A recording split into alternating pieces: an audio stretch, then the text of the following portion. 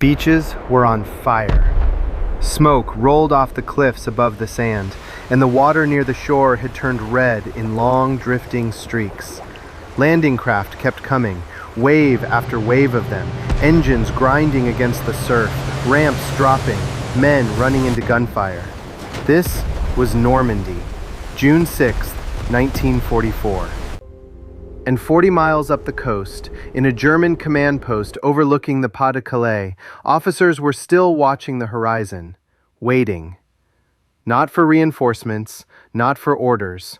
They were watching for a second invasion, a larger one, they believed, commanded by a general whose name alone made German staff officers nervous, George S. Patton. There was just one problem. The army Patton supposedly commanded did not exist. Did not exist in some poetic, symbolic sense. It was not real. There were no barracks full of soldiers, no fuel depots stocked for a channel crossing, no tank columns idling in the English countryside, engines warm, waiting for the order to move. And yet, German intelligence had spent months tracking it, reporting on it, building strategy around it.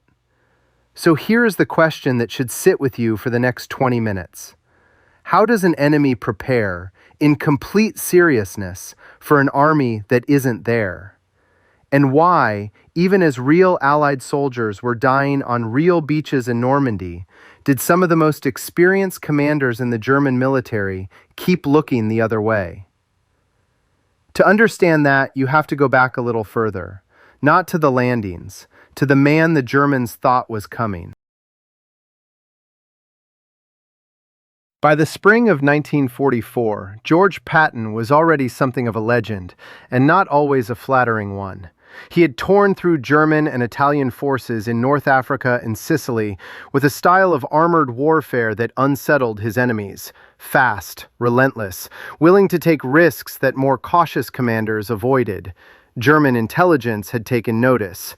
Whatever else they thought of the Americans, they respected Patton as the one commander who might actually break through their defenses with speed rather than attrition. But there was a complication most people don't know about. Patton had been sidelined.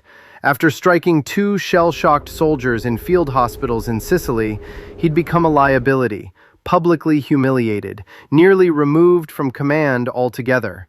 By the time D-Day was being planned, his role in the invasion of France was, on paper, secondary. He wasn't leading the first wave into Normandy at all. The Allies were about to turn that quiet demotion into one of the most effective lies of the entire war. Here's the idea, stripped down to its simplest form. If German commanders believed Patton was preparing to lead the main invasion somewhere else, they would hold their strongest forces back to meet him there, even after a real invasion began elsewhere. The elsewhere the Germans expected was the Pas de Calais, the narrowest crossing point of the English Channel, the most direct route into Germany's industrial heartland, and the location German commanders had already convinced themselves was the only logical target. The Allies didn't need to talk them out of that belief. They needed to confirm it. So they built an army to do exactly that. On paper, it was called the 1st United States Army Group, FUSAG. 11 divisions, more than 150,000 men, positioned in Kent, in southeastern England, directly across the water from Calais. And commanding it, according to every report German intelligence could gather, George S. Patton. None of it was real. There were no 11 divisions in Kent. There was no massive invasion force preparing to strike Calais. What existed instead was something far stranger, a coordinated illusion built by British intelligence, using tools that had almost nothing to do with tanks or soldiers at all. Because here's the thing about fooling a modern military. You can't just park a few empty trucks in a field and hope enemy pilots fly overhead. German reconnaissance planes were cautious. German intelligence officers were trained skeptics. A single, unconvincing detail could unravel the entire deception. So the Allies didn't build one lie. They built dozens of overlapping ones, each one designed to confirm the others. Radio operators simulated the constant chatter of an entire army group. Orders, supply requests, routine complaints, broadcast at the volume and pattern real military traffic would produce. Landing craft made of canvas and steel tubing floated in English harbors, convincing enough from the air to pass as an invasion fleet. Fake oil depots went up along the coast, some of them built by set designers pulled from the British film industry. And running through all of it was something even more dangerous than fake equipment: spies. Except these weren't Germany's spies anymore. Britain had quietly captured or turned nearly every German agent operating in the country. Instead of gathering real intelligence for Berlin, these agents were feeding Berlin exactly what London wanted it to hear. By late spring, German intelligence in Berlin had assembled what looked like an airtight case. Reports from trusted agents on the ground, aerial photographs of tank formations and landing craft, intercepted radio traffic confirming troop concentrations in exactly the right place. Layer after layer of independent confirmation, all pointing to the same conclusion. Patton was massing an army in Kent. The real invasion, the main one, was still coming, and it was headed for Calais. What German intelligence didn't know, what they couldn't have known, was that almost every piece of that evidence had been manufactured. The photographs, the radio traffic, the agents themselves, all of it built, piece by piece, by the very enemy they were trying to outsmart. And in a matter of hours, that illusion was about to be tested in the worst possible way, because the real invasion was about to begin, not in Calais, in Normandy. Part 2. By dawn on June 6th, the illusion faced its first real test. Thousands of Allied soldiers were already ashore in Normandy. Airborne troops had been dropping since well past midnight, scattered across the countryside behind the beaches. Naval guns were pounding the coastline. This was not a raid. This was the invasion, not a diversion. This was the invasion. And yet, in German headquarters, the reaction was hesitation. Confusion at first. Scattered reports came in from coastal units, paratroopers here, ships spotted there, but nothing that immediately screamed, "This is it." Some officers assumed it was a local action, a feint, something to be handled by units already in place, not a reason to move Germany's most powerful reserve. That reserve mattered enormously. Several elite panzer divisions sat inland, under the direct control of Hitler's own command structure. Not Rommel's, not von Rundstedt's. Nobody could release them without Hitler's personal authorization. And Hitler was asleep. When Field Marshal von Rundstedt requested those panzer divisions early that morning, he was told, essentially, to wait. Hitler's staff didn't want to wake him. By the time he did rise and receive the reports, hours had already passed. Hours the Germans desperately needed and would never get back. But the delay wasn't only about a general who overslept. It was about what German intelligence had spent months building itself to believe. Because at almost the exact moment Allied troops were fighting their way off the Normandy beaches, one of Britain's most valuable double agents was sending Berlin a message. His code name was Garbo. He was Juan Pujol Garcia, a Spanish civilian who despised fascism so completely that he'd tried, twice, to volunteer his services against Germany before anyone would take him seriously. When British intelligence finally recruited him, he was already running a fictional spy network of his own invention, one he'd built entirely from library books and imagination, just to prove he could be useful. He turned out to be extraordinary. By 1944, Garbo was operating a network of 27 fabricated sub-agents, all of them reporting to German intelligence through him. None of them existed. He had invented every biography, every personality, every excuse for why one agent occasionally failed to check in. Sick, distracted, once memorably bitten by a dog. The Germans trusted him completely. Later that same year, they would award him the Iron Cross for his service to the Reich. At around 3 in the morning on June 6th, Garbo sent an urgent transmission warning his German handlers that an invasion force was underway. It sounds, on its face, like a betrayal of the entire deception.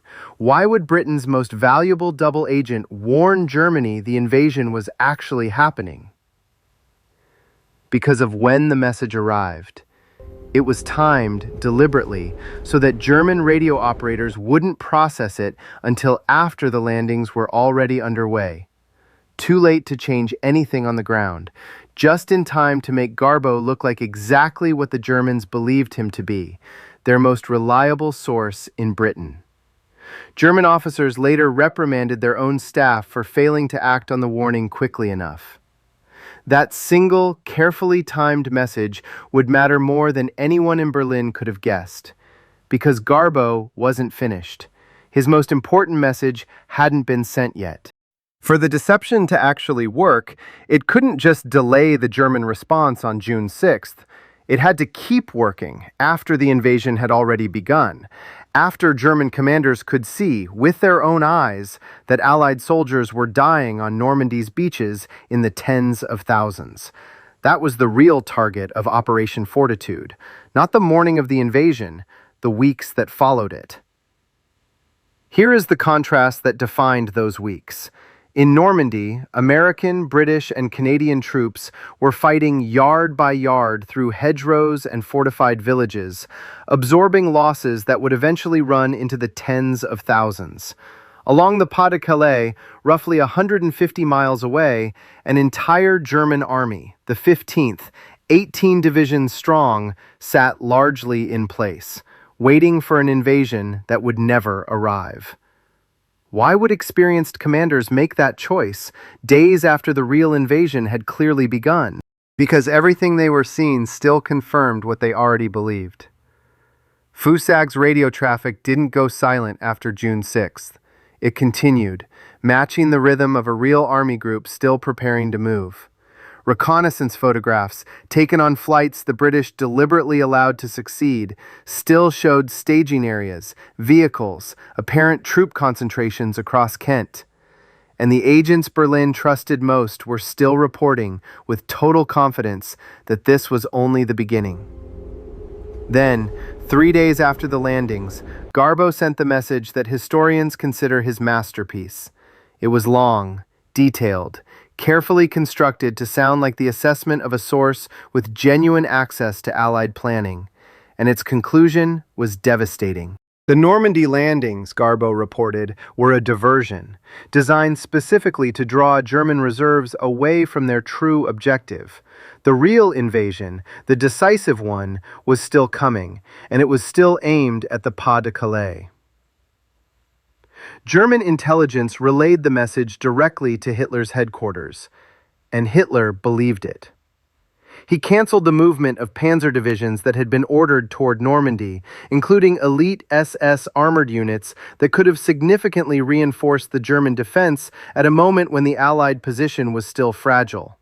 Those forces stayed put, waiting for Patton, waiting for Calais. They would go on waiting for nearly 7 weeks. It's worth pausing here on what Hitler actually believed, because the popular version of this story tends to flatten him into a fool who fell for an obvious trick. The reality is less comfortable and more interesting. Hitler's assumption that Calais was the primary target wasn't irrational. Geographically, it made the most sense: the shortest crossing, the fastest route to Germany's industrial core. Every credible source reaching his desk, month after month, had reinforced that assumption rather than contradicted it. Given what he was being shown, believing an attack on Calais was still coming was, in a strange way, the more logical conclusion. That is precisely what made the deception so dangerous. It didn't ask the Germans to believe something absurd. It asked them to keep believing something reasonable. But reasonable beliefs can only survive so much contradiction before they start to crack.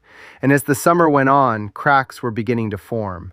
Reports that didn't quite align. Questions that some German officers were starting to ask out loud. The illusion had held through the morning of the invasion. It had held through the first, most dangerous days afterward. The real question, the one that would determine how the rest of the war unfolded, was how much longer it could hold at all.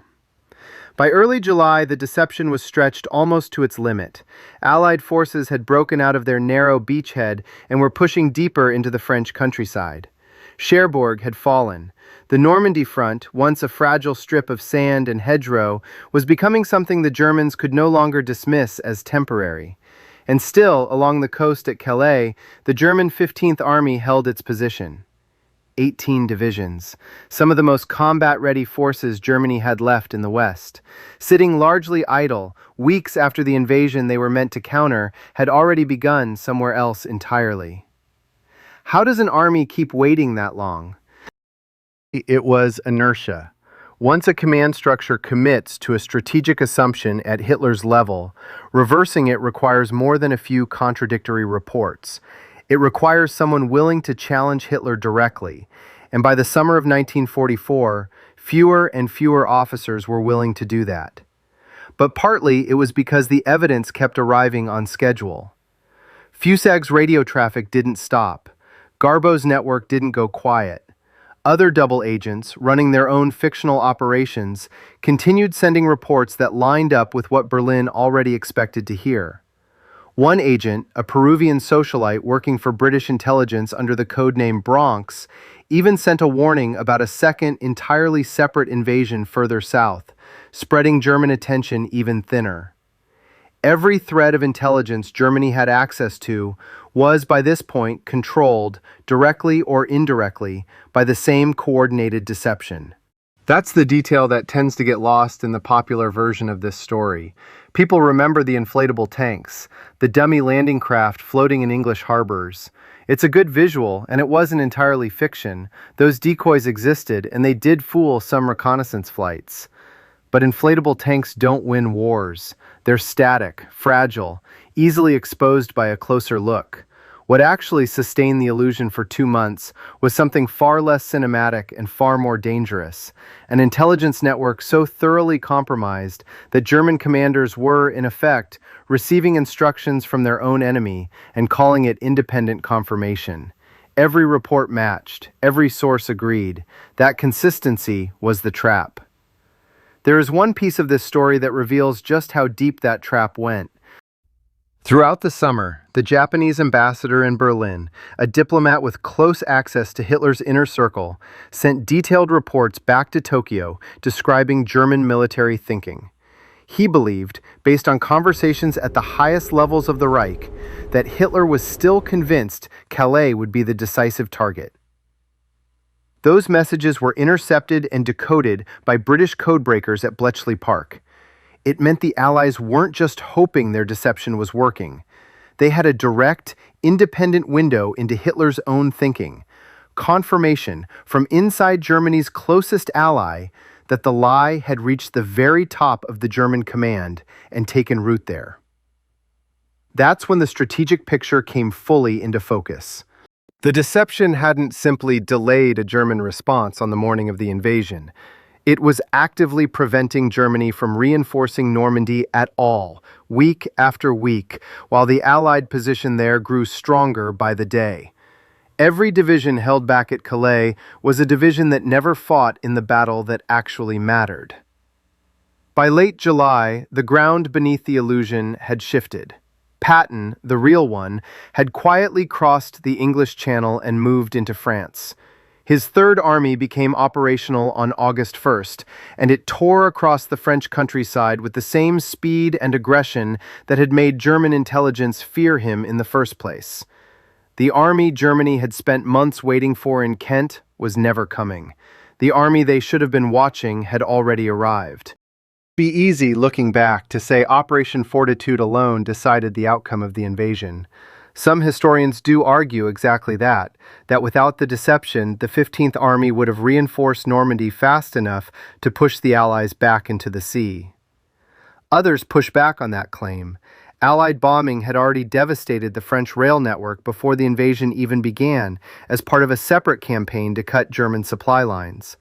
Some historians argue that even without Fortitude, moving 18 divisions quickly across a broken transportation system would have been extraordinarily difficult regardless.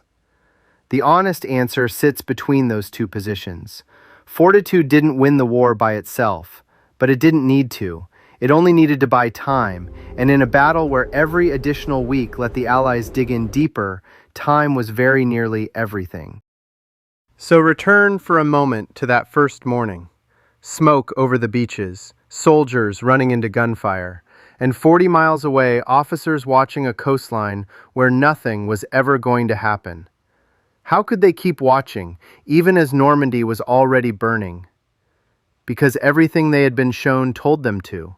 Every photograph, every radio transmission, every report from a trusted source, none of it looked like a lie. It looked like confirmation, patient, consistent, overwhelming confirmation of exactly what they already believed. That was the deception's true achievement, not simply fooling Germany once, on a single morning in June.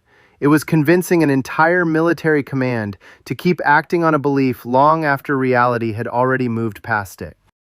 There's a version of this story that focuses on canvas tanks and inflatable landing craft, and it makes for a charming footnote.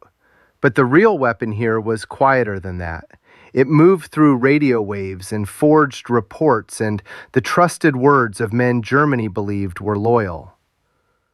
While young men were dying by the thousands on a stretch of French coastline, an entire army, 18 divisions of experienced soldiers, stood 150 miles away, guarding a beach that no one was ever going to invade. It is worth remembering, when the story of D-Day gets told, that the landings themselves were only half the battle. The other half was fought in the minds of the men who were supposed to stop them, men who were given every reason to believe in a threat that had never existed at all.